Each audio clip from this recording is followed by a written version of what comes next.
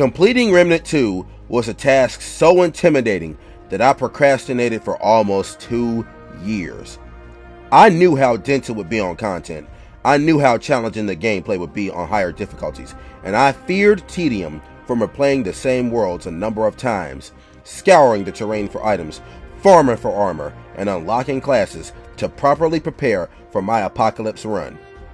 I was also afraid that my previous Souls experience would significantly diminish the difficulty of the game on easier difficulties, resulting in a boring, repetitive slog up until the final run. I was wrong. The procedural generation brought new levels, engaging puzzles, and essential loot every time. And I was getting packed up so bad early on, it was honestly frustrating solely because I didn't expect the game to be so difficult at that point. All the trials and tribulations were necessary because I needed as many items as possible to come up with a build for my final run. Much more strict than Dark Souls, Bloodborne, or Elden Ring, I was forced to theory craft some builds for different situations, and while I am a novice at doing so, I applaud the game for suppressing my masochist tendencies by forcing me to do some math and matching. This was an extremely unique experience for me personally, as the progression and gameplay were nearly one with each other. Add on the beautiful graphics and art style, immersive music, and a roster of majority challenging and or entertaining bosses, in particular, the giant, merciless roadblock at the end. And Remnant 2 is a Souls-like game I am proud and pleased to have finished. I'm P34J, and this is my review of Remnant 2.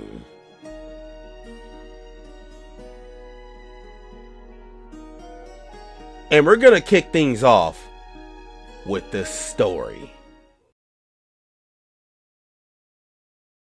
And that about wraps it up for the story. Now let's talk about the overall structure of the game, the gameplay loop. A quick summary, if you will.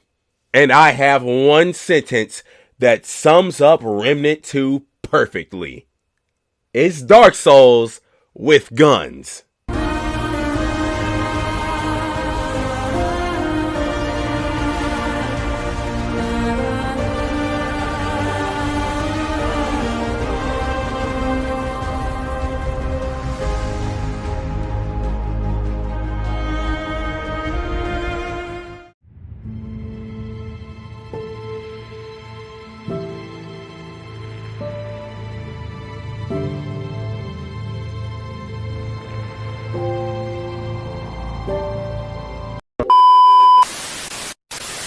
In all seriousness, Remnant 2 is a Souls-like, and it is primarily a third-person shooter, but such simplification is an injustice to Remnant 2's unique design. It's a procedurally generated adventure that requires the player, the traveler, to play through its modes multiple times to experience different level designs and events, uncover story bits, and earn unique loot through each playthrough, bulking up your player's stats along the way. It would take great talent to pull this off without the final product feeling like generic slop. Gunfire Games has great talent. All the content feels high quality. The procedurally generated worlds offer distinguishable rewards and events. The level design is grueling with a variety of challenges from enemies, layout, and puzzles. The weapons, mods, and classes have unique situational purposes with plenty of upgrade options to bolster your build. All the worlds feel strong in their own way, aesthetically and combat-wise. They didn't build a bunch of shallow, empty, copy and paste worlds. Much like Helldivers 2, the whole game feels handcrafted. There isn't really another game that offers what Remnant 2 does. After 180 hours, I can say that Gunfire Games has an effective formula here that can someday take the gaming world by storm. Even Angry Joe was curious enough to try this game when it came out, and 2023 was a stacked year for good games. This game's really good. It's like a better polished Outriders with slightly better story. Good music, good atmosphere. Over here. Not good graphics, but I don't care about graphics. I care about atmosphere. Huh? Okay. The graphics are dog shit. The graphics are dog shit. The graphics are dog shit. Shout out to Angry Joe here, by the way. Big fan of your work. I just don't agree with your take here. Just a small thing. Of course, it's not that big of a deal of a subject anyways. You know, it's just a fun thing to pick out. Maybe I have some sort of skewed perception on graphics. I mean, I know graphics and art style are two different things, and Remnant 2 does have an amazing, eclectic art style that creates strong, distinctive atmospheres for each world, but I think the graphic fidelity is there too. Lighting is good, textures are beautiful. I mean, just take a second to look at the world stone. It looks beautifully detailed, with a shiny finish. It almost looks realistic enough to be an antique kept in one's living room, except for with real magma inside. The fidelity and texture are there, from the nature to the buildings, guns, enemies, you name it. Even the human character models look decent. Not good graphics. Not good graphics. Not good graphics, but I don't care about graphics. I care about atmosphere. Back to the art style for a second. It's creative. War 13 looks like a proper post-apocalyptic camp for survivors and refugees. Root Earth is a unique, natural spin on the same concept, where the zombies are trees. Loathsome looks like a riot in the 1800s with citizens who look like underground dwelling creatures. The Fey palaces look royal, alien, and eerie all at once. The Labyrinth looks like a rocky 3D arcade game. Yeisha's alien, natural, wild aesthetic is pleasing to look at, to say the least. Finally, there's the cosmic wasteland of Neyrud, where all there is left is dust and robots. Every biome in Remnant 2 gives such a strong, unique feeling of mystery, terror, danger, desolation, and lost hope. Well, Yeisha actually exudes a sliver of hope through its vibrant nature and cheery pan inhabitants.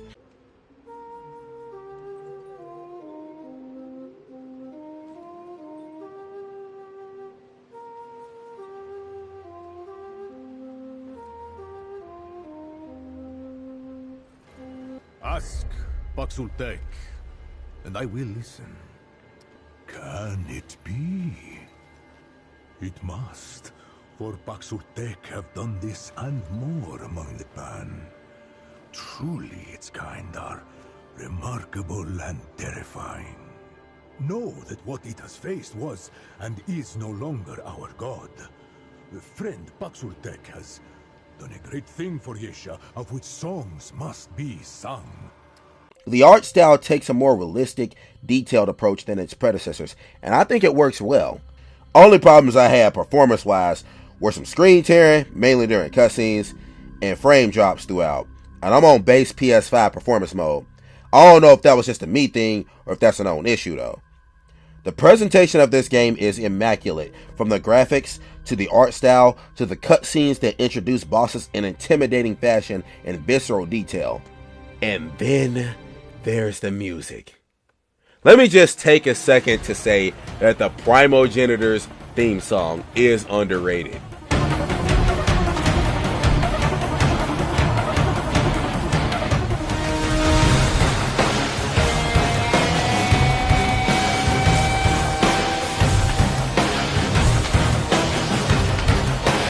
You'll find a unique mix of orchestra, choir, solo duo vocals, techno, strings, acoustics, and rock throughout the game. The sound design is solid as well. The Crescent Moon bow looks and sounds uniquely cosmic. The automatic guns sound punchy. The melee sounds and feels impactful.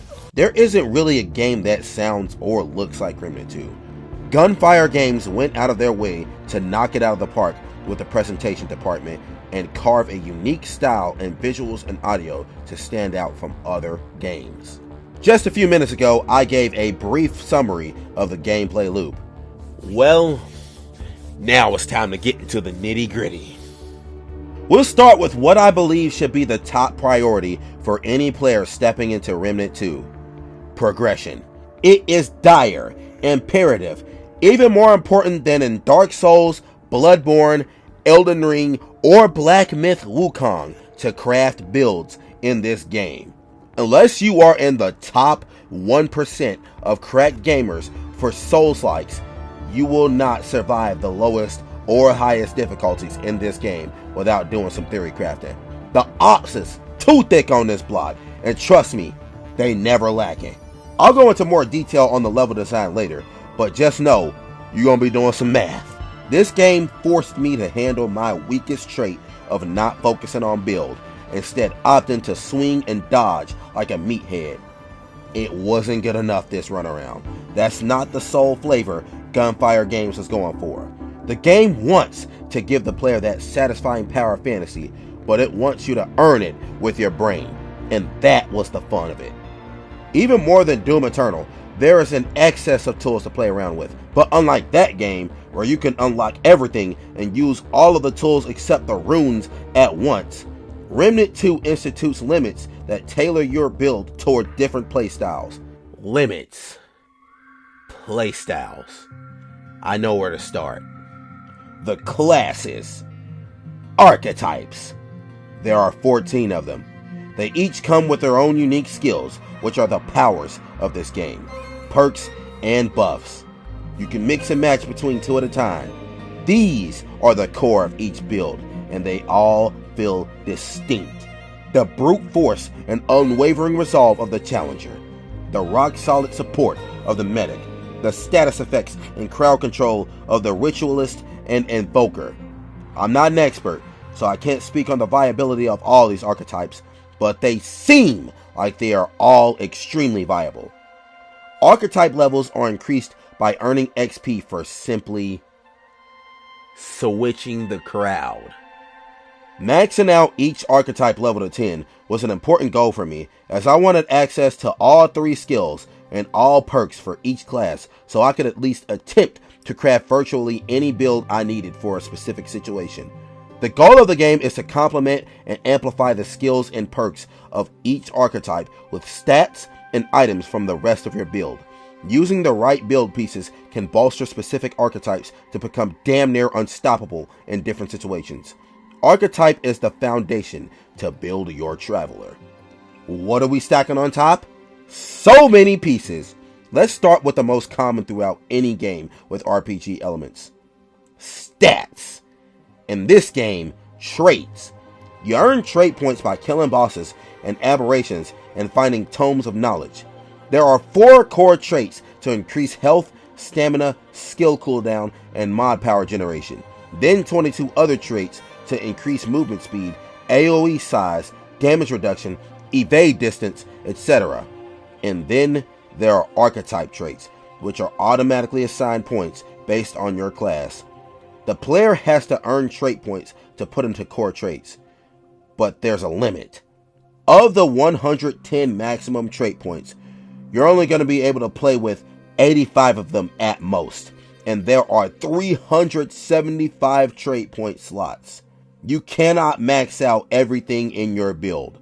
This limit was put there so the player can assign points to traits that will help optimize their specific build, with the Orb of Undoing allowing for the player to reset trait points with no restriction for maximum experimentation.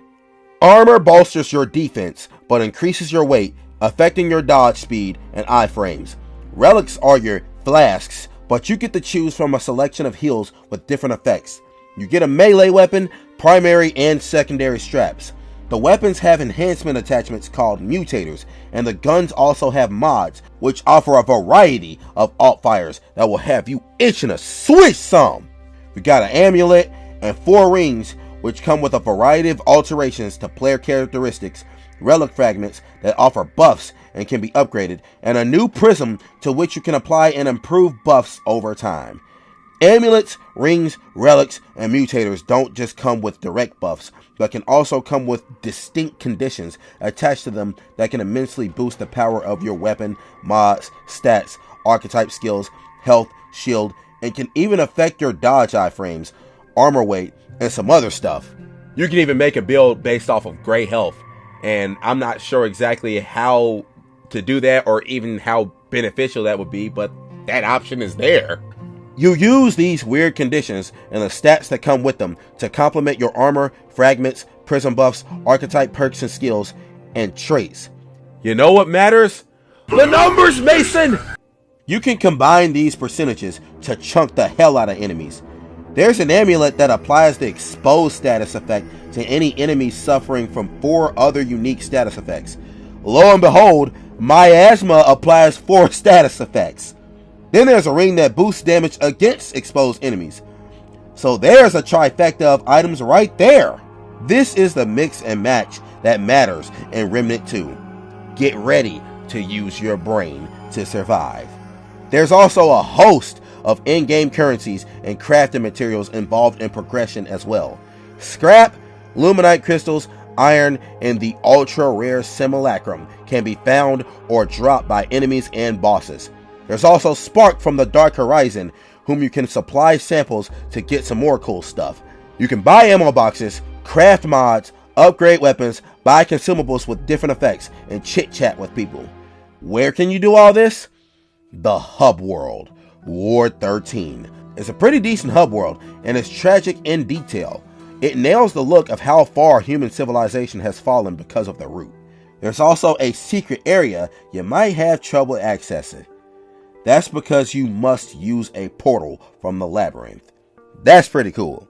Ward 13 is pretty spacious as well, with plenty of rooms to enter, people to talk to, and items to craft and buy. You can go up the stairs to craft archetypes from Wally. Speaking of people from the previous game, apparently Mudtooth tells a skewed version of events from Remnant from the Ashes. So this wanderer comes up to visit me at my heliocopter, right? They're decked out with guns, but they walk up and ask for stew and a story. I'm thinking they'll get tired, wander off, and take my story somewhere else like all the rest. But they don't. They listen to all of it. And I think to myself, this mudder actually wants to hear these. Reminds me of my ma, tell you the truth, the way I'd listen to her, and the way my boy Brabus used to listen to me. Before he turned away, that wanderer reminded me of family.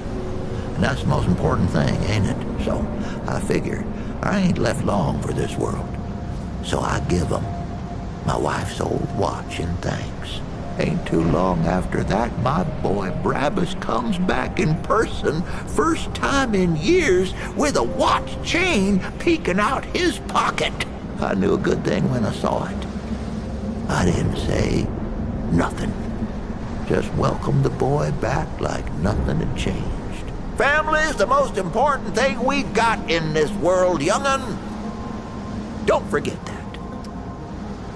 There's also a shooting range that gives you DPS numbers. I think a few more secrets and a more compelling story could have made this a better hub world, but it's still pretty decent. There is a metric ton of items to strengthen the traveler over time, but you gotta find lots of them. Remnant 2's exploration excels in both purpose and execution. The process is captivating, and the prizes are valuable. The prizes? Hundreds of rings and amulets, dozens of armor sets, relics, and fragments. The loot pool is gargantuan, and due to procedural generation and RPG elements, you will not be able to accumulate everything in one playthrough. I was under the impression that I'd have to gather a majority of the items to survive the merciless level design and the final boss on Apocalypse, and I did gather quite a many. But it turns out I didn't need to gather every single item to beat the game on Apocalypse. And even if I did, the experience was so diverse on each playthrough, I'd enjoyed the whole thing. There's all different kinds of secrets, puzzles, mini levels, NPC interactions, and even alternative kills on bosses. There are 4 ways to end the Ravager and Doe fight, and all of them grant different rewards. There was a side level where I was walking down this long spiral, and I had to deal with enemies and projectiles down the whole way to get to the final prize. I was in a tomb matching up symbols and colors, jumping on floating rocks, trying not to overshoot or undershoot, just to find out that there was an invisible platform at the end the whole time. Took me back to the old Dark Souls days. I'm sleeping in cryopods, waking up in some sort of alternative version of the facility, fighting an aberration. There was a clock tower puzzle. Then there's hella side paths, optional bosses, side quests. It's packed. You could also find these written entries that are either messages or background stories most of them giving hints on how to solve puzzles, like the water heart. Of course, I suck, so I use the internet for most of these, but me being ass has no bearing on the quality of these riddles. Each archetype not chosen at the start of the playthrough had to be unlocked by crafting an engram using specific items found in unique circumstance. Oh.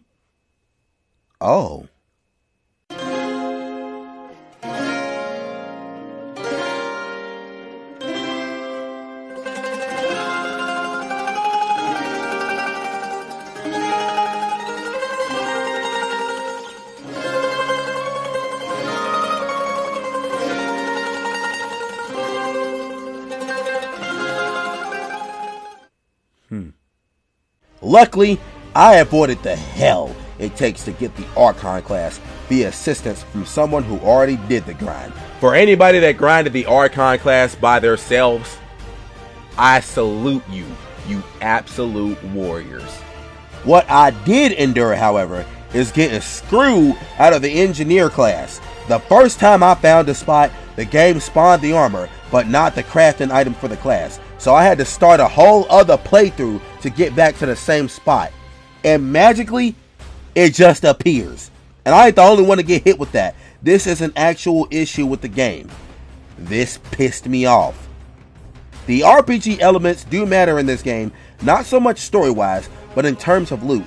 The dense loot pool and diversity of ways to accumulate the goods is what makes this game's exploration so good. It can feel a bit tedious at times, but I can't deny that the game kept my attention while exploring via its level design. And that level design is brutal! I already told you, that's enough! What? Huh? I just had full health. I guarantee you it's harder to do a no-hit run on Remnant 2 than on any From Software Soulsborne game I've played. That's why building your character is so important. The enemy density is thick, they hit hard, especially on higher difficulties. They swarm you with melee, projectiles, AoE, and status effects. Don't get me wrong, them mobs on Bloodborne was thick, but you can run around them enemies to some degree. Good luck doing that on this game, you gonna get your ass chopped up. Oh, you have to be kidding me. That was my last attempt right there. So it's important to be able to tank some damage, heal through it, or convert damage into a stat boost in your favor. The Traveler is one tough cookie, and the enemies know this, so they send everything your way to stop you. The environment can stack upon these challenges. You fight through narrow hallways with dead ends, open spaces with no cover, water slows you down, height hazards can kill you, environmental traps, deceptive portals. Then there are these mini-bosses called aberrations that throw all kind of gimmicks at you. Like CE Theta.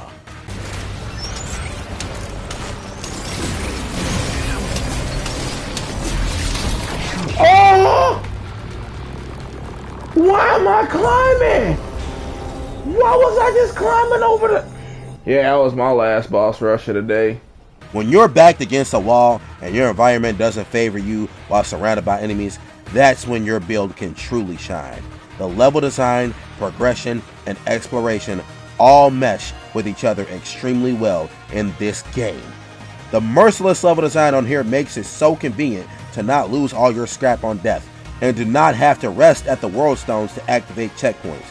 If you die in this game, it's not just because your pathing was off, or you killed the wrong enemies first, or your trait points aren't high enough. It's likely because you have to switch your build around to fit the situation. You will encounter a diverse range of punishing challenges in this game, and it's up to you to prepare. These levels complement the mechanics of the game very well. Speaking of those mechanics, time to get down to the combat. It pretty much feels like if Dark Souls had a shooting mechanic not tied with melee. Helldivers 2 feels similar to this, except instead of a dive, you get a dodge roll. You can sprint and slide. Remnant 2 doesn't have a dedicated jump button, but you can jump across splits and clamber. I felt like a nimble tank playing this game. The level design effectively calls upon all these mechanics. You gotta run behind cover to heal, run out of certain AoEs, dodge melee swings, jump across platforms, and crouch to fit in some places or avoid overhead damage. I rarely use the slide mechanic, but I've seen it used effectively to dodge some attacks, so perhaps it's a mechanic I need to work on incorporating. But this is more of an offensive game than defensive. Like I said earlier, the enemies are merciless in offense and density, so you must keep those guns shooting and hit hard. This is where that build comes in. There will be attacks flying all across the screen. You need the right armor and relics to take damage, leveled up weapons to dish it out, and the right fragments, buffs, perks, amulet, mods, and rings to do both. There are also projectile items to use, though I rarely use those. The combat is similar to Borderlands in that you want to spam your skills and mods as you hold down the trigger. I wanted to build up my mod and skill regeneration as fast as possible so I could keep throwing them out in combat. These bastards were going to eat everything they were asking for, and I'm serving up Swiss cheese. The skills and mods can either be evasive, protective, or destructive. It's a mod that sends a giant electric ball at the enemy. And the Firestorm mod, destructive, but not very friendly. Get out the way of that, get out of the way of that.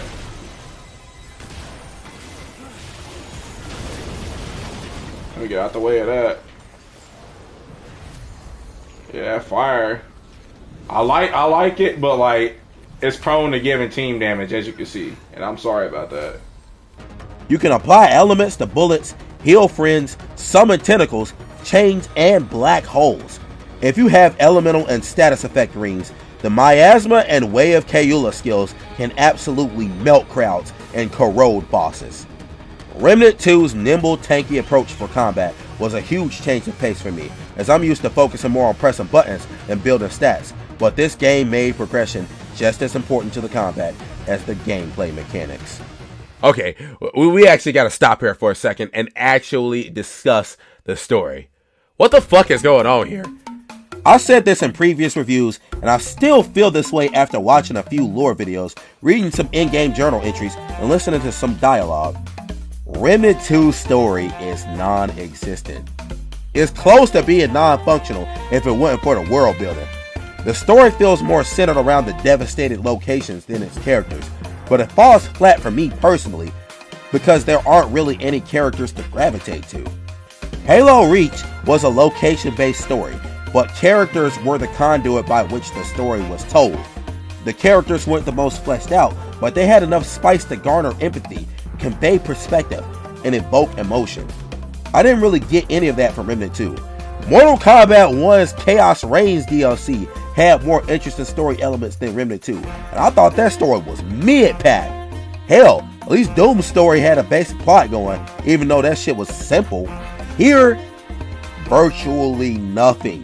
The characters are extremely flat.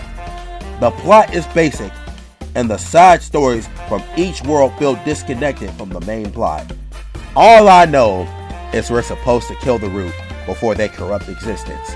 The character dialogue feels jargony, ambiguous, and pointless to the story. Little that has not been said. Their origin is unclear. Their existence unexpected, yet ideal. A failsafe in the event of utter collapse. The segments repair the index. The index purges the corruption. New outcomes emerge. The anomaly's involvement has altered probabilities. Altered them further. Find the remaining segments. Bruh, this some of the most pointless dialogue, bruh, and there's so many options, bruh, like, what's going on in this house, bruh? I'm trying to figure out questions. Niggas being ambiguous about everything. Like, y'all just bullshit. Y'all not even saying nothing. I'm talking about some who created the segments, bruh. I don't know where they came from. Who the creator is. The creator is obscure. The creator is the creator. Like, bruh, bitch. Tell me what's going on. Nothing that'll make sense, probably. The labyrinth isn't what it looks like. But it also is? Let me try again. Most of this place is like thought and energy. There's so much more to it than what your senses see. I only know that because of my bond with the Keeper. I mostly feel the labyrinth, like a heartbeat, or sunlight. And like both of those things, it's connected to everything.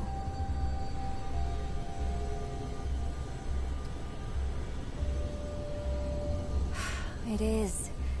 Like, more complicated than I think my brain can even handle. Try asking the Keeper about it. Their answers might not make much more sense than mine, but at least they know what they're talking about. Some of these notes feel very disconnected from the main story. I read one about a queen that lived for a long time and had hella consorts, including one she converted from being her op. I don't know what the point was. The most interesting plot points from the story were the custodian's choice to send Neyrud back into Elepsis Torah, the despair and hopelessness from the Pan that finds out his race started the conflict with Lydusa by executing her lover, and Lydusa's depression and wrath over said loss. Other than that, the story is nowhere to be found. It's not just because this is a Souls-like either. Bloodborne's story is gas. Elden Ring's story is gas. Hell, I read like 2 data entries from Black Myth Wukong, and although they are more direct, this immediately blew Remnant 2 out the water. Maybe I'll discover more story-wise and be proven wrong in the future, but from what I've experienced, story isn't Remnant 2's strong suit. Gameplay is. It's non-existent, and I don't prefer this method of storytelling, but at least it's not trash by any means. Because I will take what we have here in Remnant 2 any day over motherfucking Call of Duty Modern Warfare 3. That shit was trash.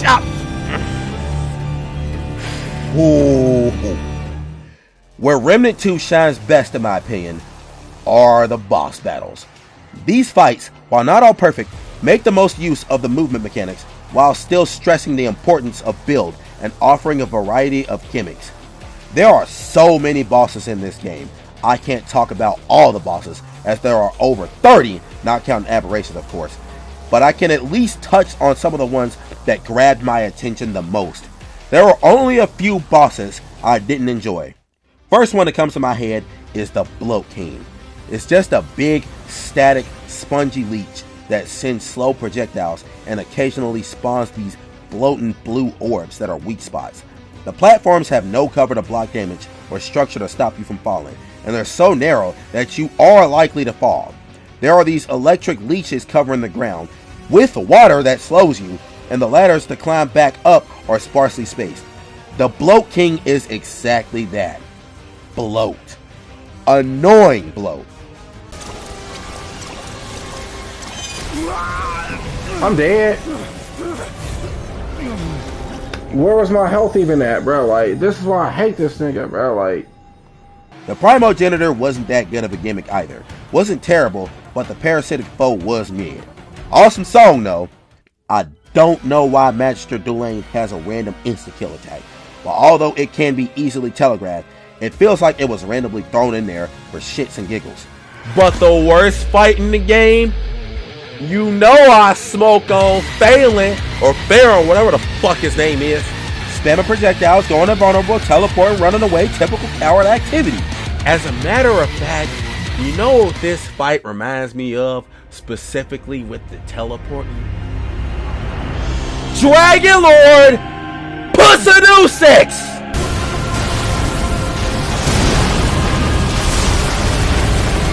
what is what? Why? Why? Why did he just teleport like 5 times?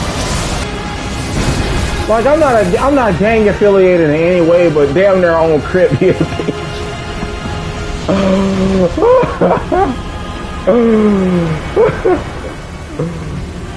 Oh shit!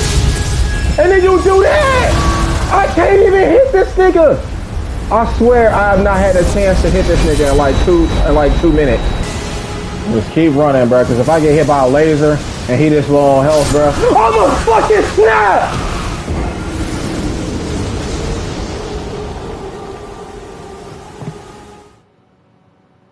Look, I might be biased, but any boss that fight like a bitch is automatically going at the bottom. That shit is not fun for me.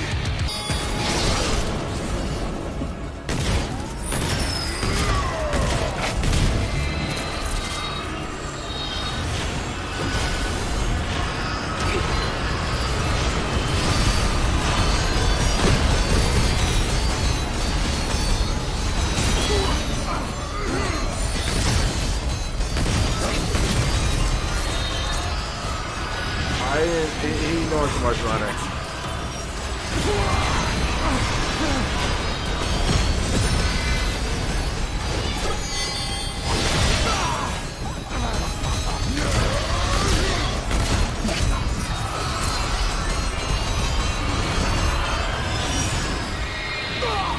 He's doing too much running.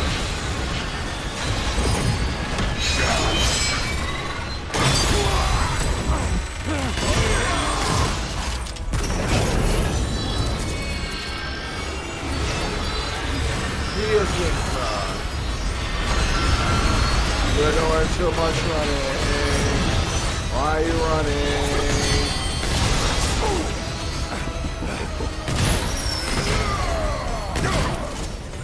Ugh.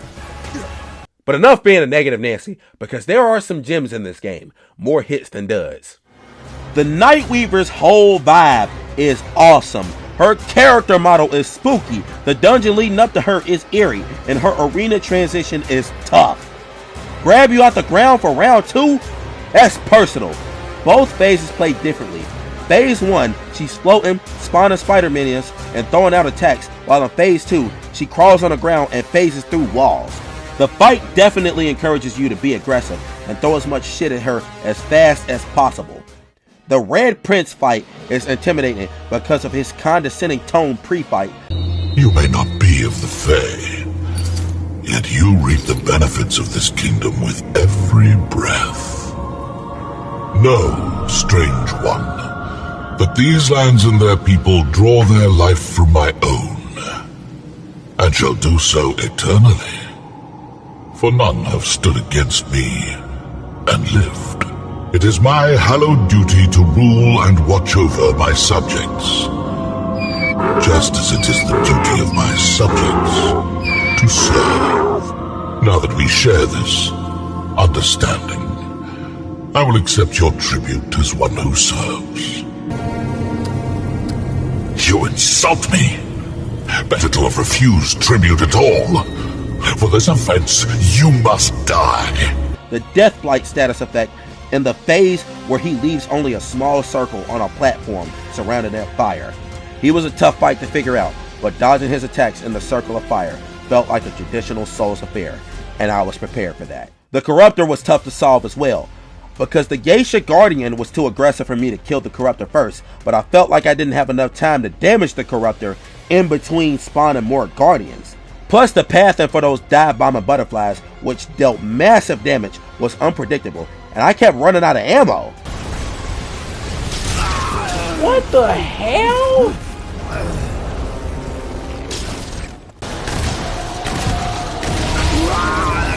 Man, how much else did I just have? This was one of the hardest fights in the game for me, as it became a war of attrition.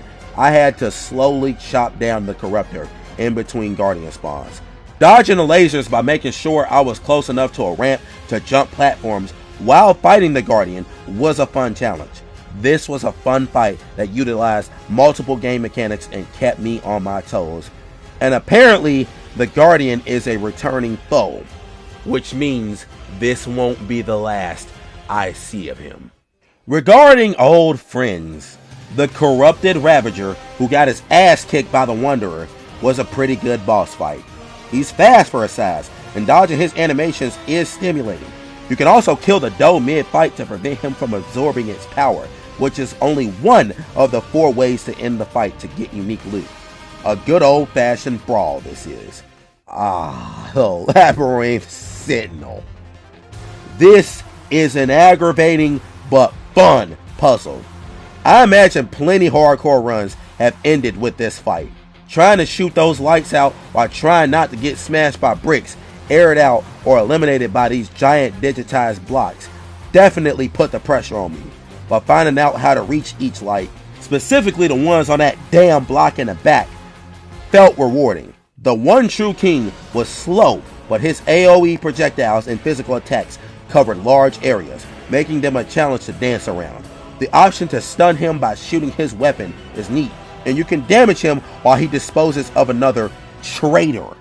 Lydusa's fight is aggressive, with all kinds of attacks, and her ending phase is epic. You have to shoot her down in time before you are squished in between two giant walls. A cinematic crescendo. And then there's the black hole the custodian sent Neyrud into. In the Dark Horizon DLC, you fight that black hole, Ellipsis Tora. This fight has like 4 phases, where the black ball throws all types of attacks at you, including walls, explosives, projectiles, lasers, spins, and tentacles, while trash talking you the whole time. Let me just say that arcadey 8-bit music is iconic. That's some gas right there. Then he just says, fuck it, and sends a giant web and some fireballs.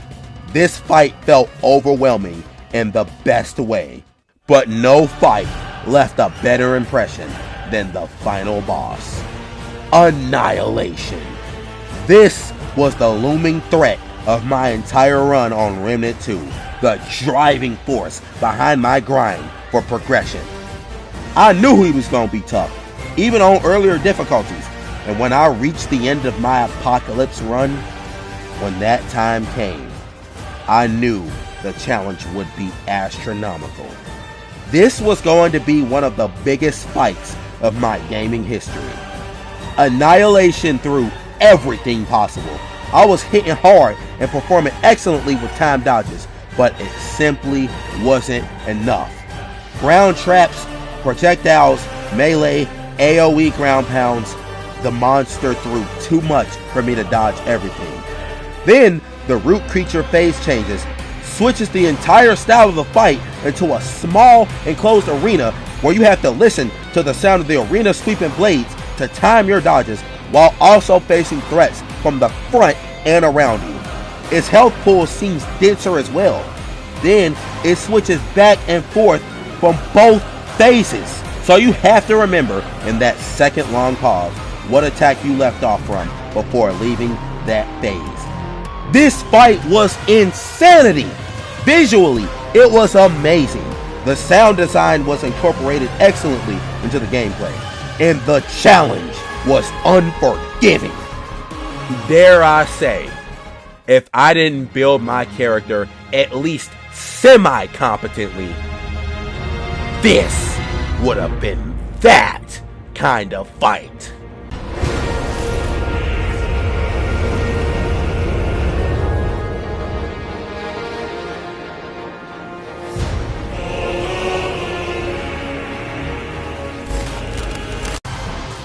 But it was not to be. My build was great offensively, but I couldn't take hits and survive. So someone on my Twitch stream advised me to switch one of my classes to Medic, rock Leto's armor, and switch some trait points around to get the job done. I beat Annihilation immediately after.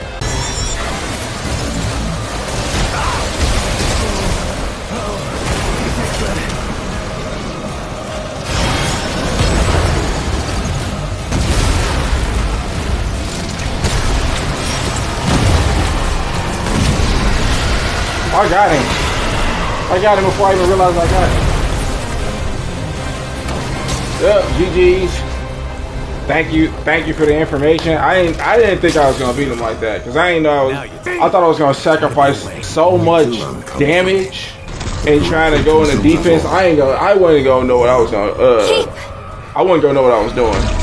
That was cold. You basically just put the game on easy mode for me. The monster did it all. It challenged my reflexes and theory crafting skills to the maximum. This was truly a top tier boss fight. This ain't an experience I'll ever forget. The root went out with a bang, but it could not stop the perseverance of humanity.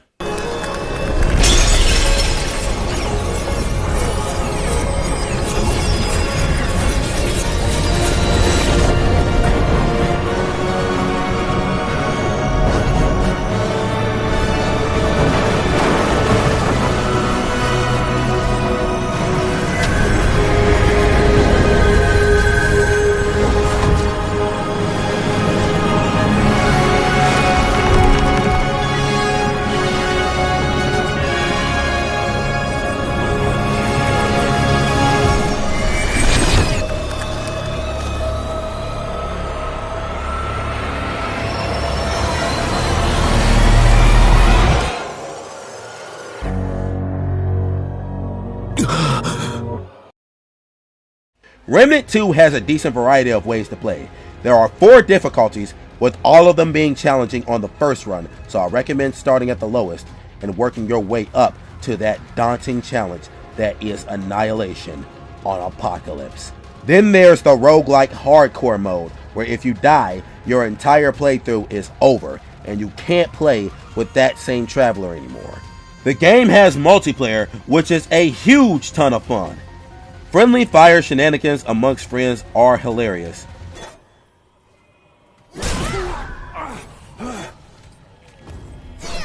Is you friendly fire? Bro, what? What are you doing? What are you doing? I hope it's a stone right here, because as soon as I am not even I'm gonna just be completely honest here. If it's a stone right there, we gonna rest at it, bro. I'm gonna get off of there, man, and I'm gonna murk this nigga. He shouldn't have did what he did. You know what he did.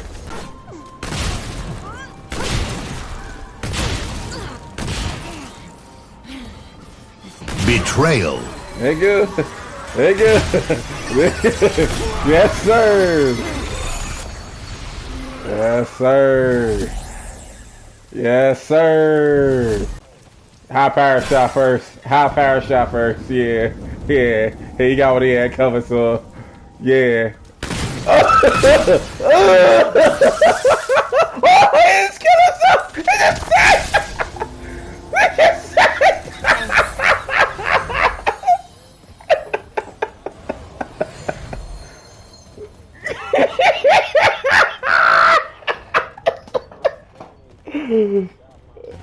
From my understanding, enemies get larger health pools in multiplayer, so this really encouraged roleplay with builds and coordination against bosses. I was running Medic Alchemist when I teamed up to help beat Annihilation, so I could have 2 insta-revs, playing the role of support. Probably the most I've contributed in another's playthrough. What's consumer friendly, however, is that you don't have to own the DLCs to play them in others' worlds. That's gas. You know what else is consumer friendly? The game is only $40, and you get a campaign packed with content, adventure mode, which lets you play through specific isolated worlds from the campaign, which can help you get specific items that you missed through your first playthrough, and a boss rush mode, where you can stack XP for your archetypes and unlock items to lessen the burden from the campaign exploration. The wealth of unlockables and their importance to progression fosters this game's replayability. Much like Helldivers 2 and the Elden Ring Shadow of the Erd Tree DLC, this is a complete game for $40. Gunfire Games should be proud of themselves. I have quite a few criticisms for Remnant 2. First off, it's moderately buggy.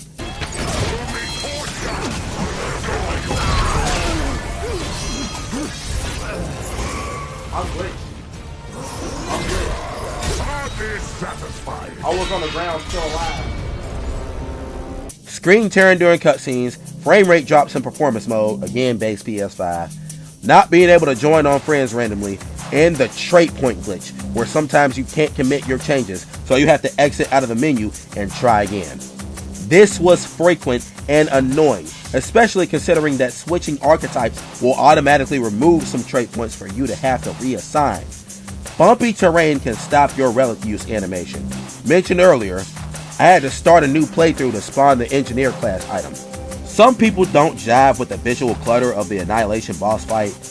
Didn't bother me too much. I understand gameplay and exploration were the main focus, but I don't prefer how the story was executed. I talked about some of the weaker bosses in this game, but once again, fuck Phelan. Actually, now that I think about it, the enemies respawn in certain areas makes it much harder to explore secrets, counteracting the purpose of exploration in this game. I can see why that was a choice, considering the game wants to keep the pressure on you, and that's harder when you don't lose your scrap on death, but I'm not sure if this is the best solution. Maybe limiting reward respawns for enemies would be a good middle ground, giving the player the decision to either endure the danger during exploration or stand, fight, and eradicate. My last criticism is something I experienced 3 times in Dragon Ball Sparking Zero, but thankfully not in Remnant 2. Save resetting. I've heard stories of people having 600 hours and losing all that progress. It's rare, but it's bullshit, and it's worth calling out. Remnant 2 was an amazing post-apocalyptic action RPG experience. Its focus on making progression and exploration essential to the combat was executed in a manner I'm not used to in Souls-likes. The wide array of loot and weapons, rings, amulets, armor, etc., along with the looming threat of the highest difficulty, Apocalypse, contributes to the necessity of replayability, and the desire comes from the quality of gameplay and variety of experiences. The multiplayer is both dumb and smart fun, where you can make decisions to win, help gather essential loot, or go for the betrayal. The combat is hectic. The boss fights offer a variety of mechanics, and Annihilation is one of those epic wars that I will forever wear the scars from. Gunfire games knock the ball out of the park with this entry. Nothing plays like it, and I feel like if their next game is an evolution of what we got here, we're gonna get a masterpiece. But for now, you've won me over. Now I'm curious as to how all of this started. This game has made me something of an adventurer.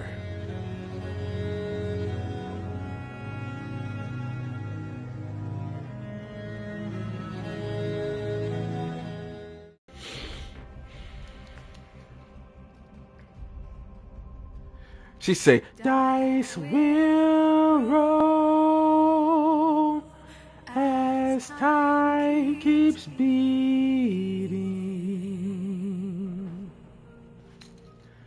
Our paths unfold, tales yet untold. No matter what you face, don't ever cease that eternal chase.